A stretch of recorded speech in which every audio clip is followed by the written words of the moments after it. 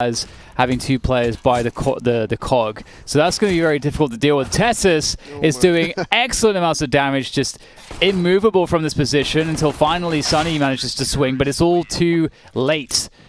And Heroic here, and I think Heroic are aware of it.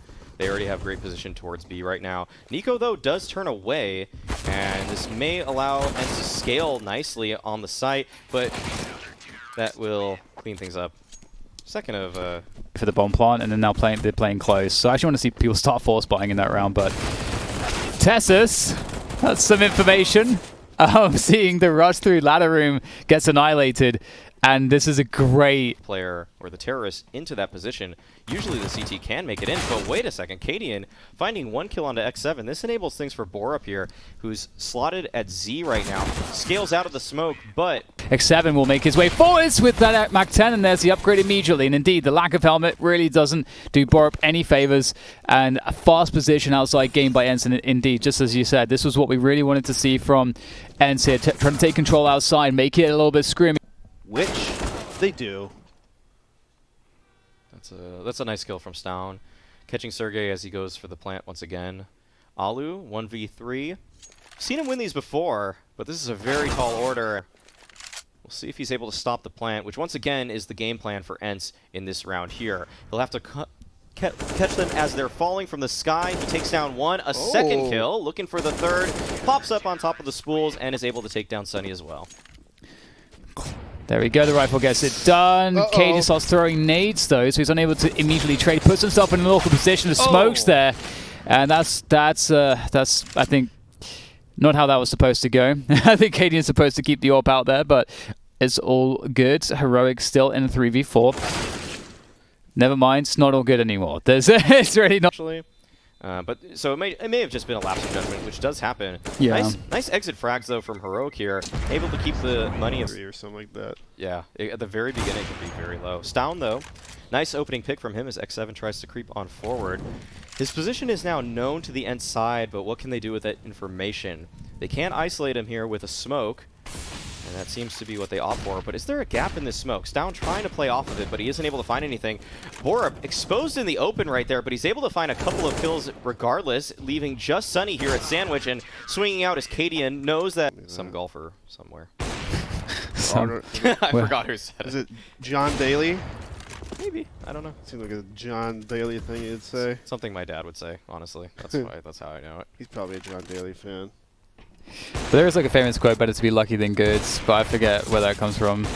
Storm. What? Swinging around. It's by Heroic in time. Oh. Cadian not recognizing the angle between the train right there. Stown had an opportunity to even things up, but Alu will take his life. And Borup, it feels like Heroic in this round, just everyone turned at the least opportune time. Yeah. And maybe getting a little bit lucky, but at the same time, they found the opening pick.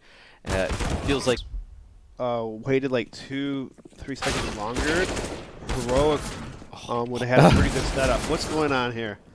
I blinked and there's 2 people left alive from ENCE.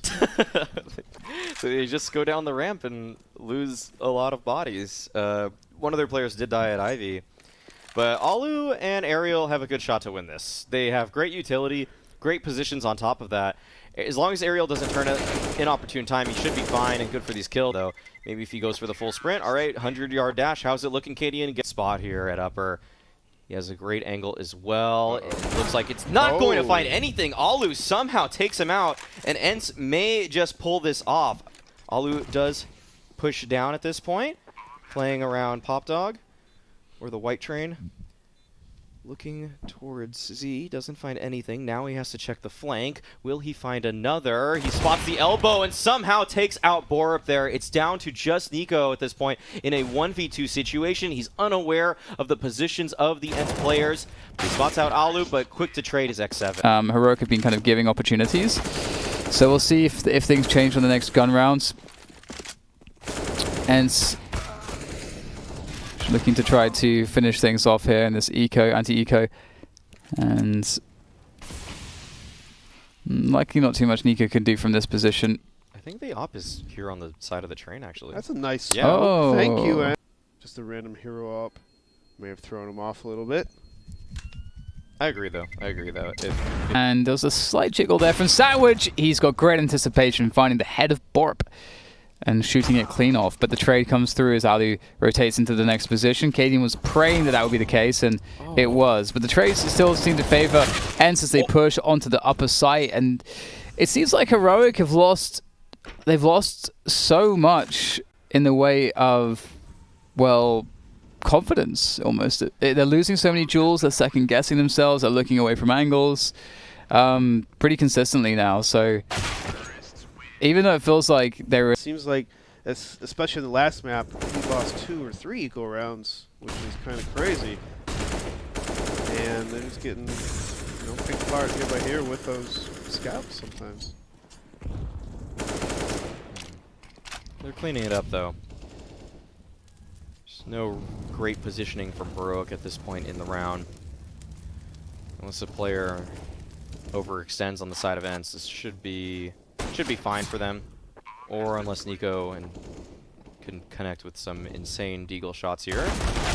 Okay, they win 3. And they can now effectively split from both Team Main and Ladder Room, and this is where the T's get really strong as they enter towards the site. But it's Tessus with the M4 doing massive work to stop this push dead. It's just one left. It's X7 to return with that recovery, and we're going to get a quick push into the inner bomb site with that bomb, as well as a push outer. So it's very confusing here for ENCE.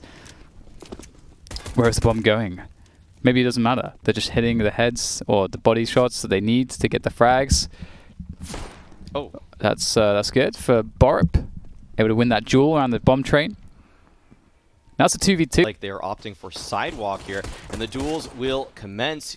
ENCE at the back lane will be able to take down Tessus. Now, Borup here has recovered the bomb. He has an opportunity to plant, and given the modern meta, you would are very limited. Ooh. Oh, this is an interesting. This is really cool. Double smoke. I think they're trying to jump into the smokes here, using the smokes to cover. Good swings there, trying to get the frags on the side, but it's looking rather difficult. Sunny able to defend there. So a frag and a bomb plant, though, out of 2 smoke grenades. That's really good to see. And that's an adaptation, I think, that we're seeing with the smokes there, and trying to use the smokes to allow themselves to not only get the plant. You can see that one of the smokes was designed for that purpose, but the other one was also designed to allow them to exit upper onto the sites to hopefully keep them alive. The difference here, because it means they have nades with these AKs. It's a good opening kill from Alu, though. They are very well equipped to deal with this push. ENCE, and they are dealing with it very effectively. They've lost no players at all. That's terrifying if you're Heroic. Yes. This round felt like a hard read from Heroic. Like they ENCE are doing a great job in hitting their shots and playing the basics. Yeah, this has not worked out.